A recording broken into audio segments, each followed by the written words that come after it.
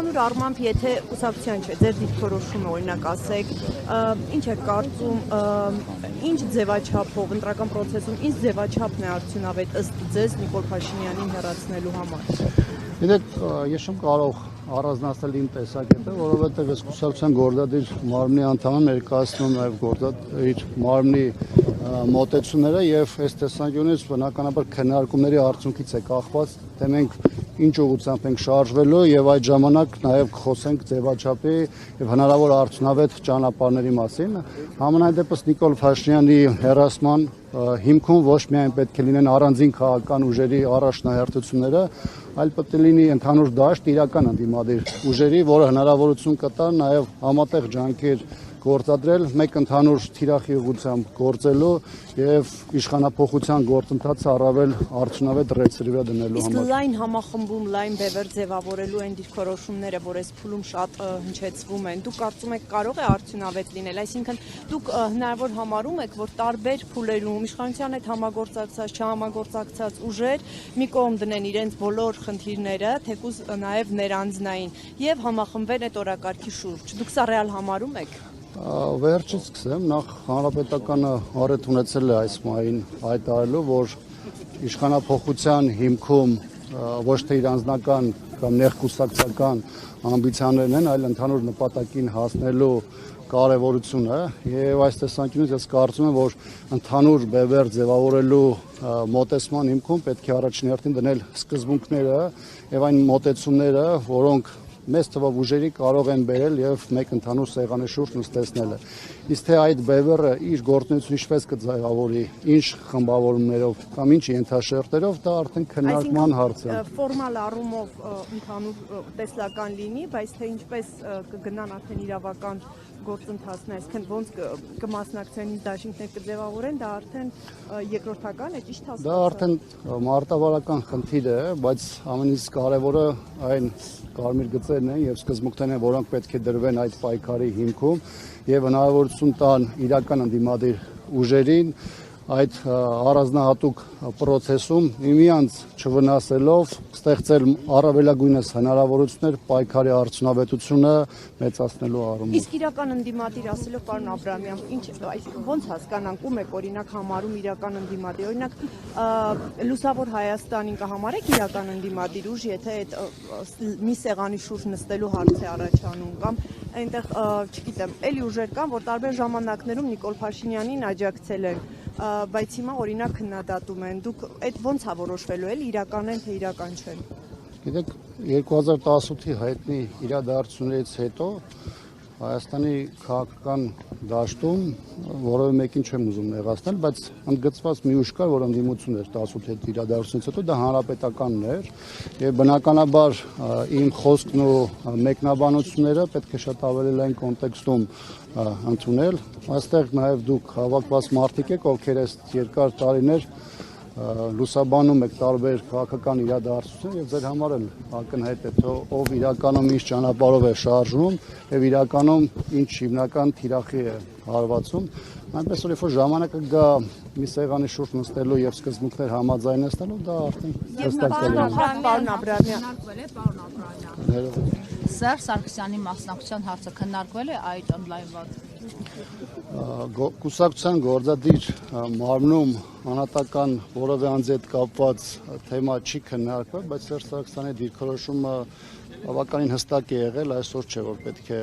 արտահայտվի եւ չեմ կարծում որ այս պահին այդ մասով որևէ բան փոփոխություն չի ենթարկվել եւ եթե հանրապետական կամ Սերժ Սարգսյան այս մասով որևէ նոր բան ունենա ասելու, բնականաբար դա կանի հանրային ձևով։ Վերադառնալով Փաշինյանի գրառմանը, տեսեք, ասում են վերջին տարիներին այնպիսի ռազմական տեխնիկա, այնպիսի քանակով, որակով ձեռք է բերվել, որ երբևէ հայոց բանակը չի ունեցել այդպիսի տեխնիկա։ Նախ ինչպես կարձագանքեք այս շրջանակում։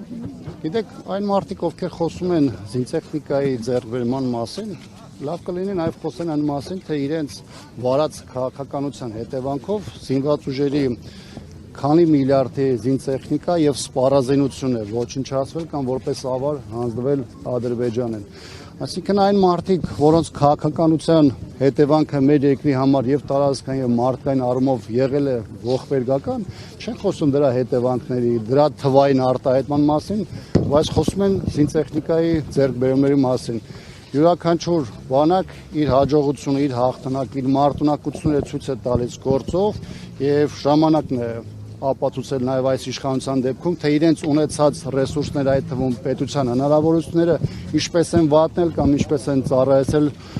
թշնամական օրակարգերին։ Մի քանի պատճառ, որ նշում է, որոնց միջոցով որ հնարավոր չէ մի այդ զենքերը հասնեին Հայաստանին, նաև հապկի մասին է խոսվում։ Այդպիսի բան եղել է, թե չի եղել։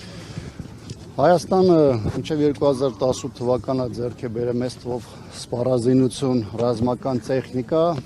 այնպիսին, ինչպիսին հնարավորություն է տվել ապավելու Հայաստանի եւ Արցախի անվտանգությունը, ապավել այ ժողովրդի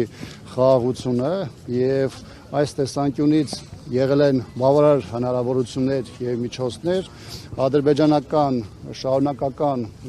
ագրեսիայի տարբեր դրսևորումները հետ մղելու եւ Ադրբեջանի իր տեղը ցույց տալու համար։ Այնպես որ այս տեսանկյունից այդ քննարկումը որոշակիորեն համարում եմ արհեստական,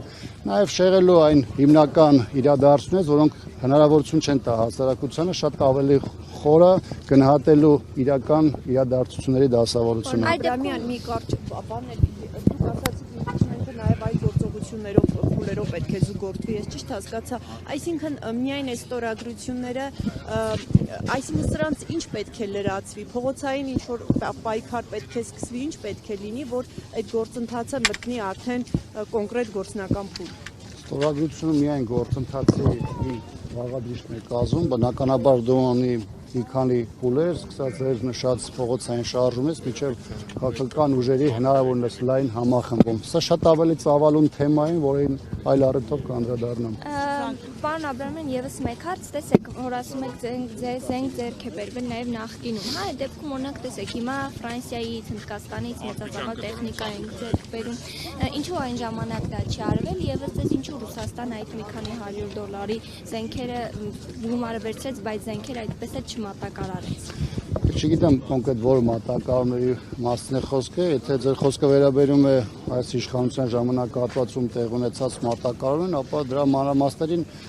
ես չեմ տիրապետում։ Ինչ վերաբերում է նախորդ մինչև 2018-ի ժամանակաշրջանում զենքեր գնելուն, ապա կոնկրետ զինտեխնիկայի, սպառազինության գնման հիմքում պետք է լինի այն պահանջը, որը դրված է քո զինված ուժերի առաջ։ Նաև այստեղ կարևոր է որակին հարաբերակցությունը, ինչը քեզ հնարավորություն է տալիս շատ ավելի ճիշտ կողմնորոշվելու եւ այդ ուղղությամբ շարժվելու, չբացառելով տարբեր եվրոպական երկրների ունեցած հնարավորությունները, ես ուզում եմ հիշեցնել, որ այն սպառազինությունը, որոնք ժամանակին ձեռք է բերվել Հայաստանում որպես ՀԱՊԿ-ի հիմնադիր մասնակից լինելու, Ռուսաստանի հետ ունեցած համապատասխան պայմանագրերի շրջանակներում մեզ հնարավորություն է տվել շուկայականից ցածր գներով Ռուսաստանի ռազմաարդյունաբերական հիմնարկներից ուղիղ գնումների միջոցով, այն նույն գներով, որոնք ձեռք է բերում որից նաև Ռուսաստանի զինված ուժերը, դրանք ձեռք բերել եւ այս իրավիճակում բնական է, որ Հայաստանի նախորդ կառավարությունները ունեցել են հնարավորություն այդ գին որակ հարաբերակցությունում ընտրություն կատարելու եւ զինված ուժերը համալրելու այնպիսի զինատեսակներով, որոնք հնարավորություն կտային այդ պահին դրված մարտական խնդիրները լուծելու։ Իհարկե դա չի բացառում որևէ այլ փուլում 3-րդ, 4-րդ կամ 5-րդ երկրներից գնումները, դա կախված է բանակի վրա դրված խնդիրներից եւ բանակում ունեցած մեր այն պահանջներից, որոնք տվյալ պահին կարող են լինել։